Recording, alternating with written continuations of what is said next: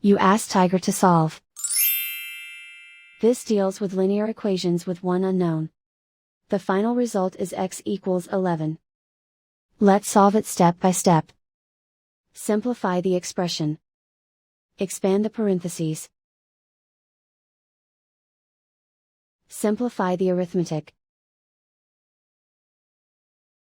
Expand the parentheses. Group like terms. Simplify the arithmetic. Group all constants on the right side of the equation.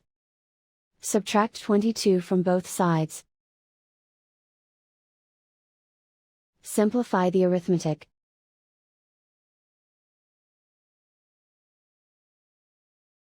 Isolate the x. Divide both sides by -2.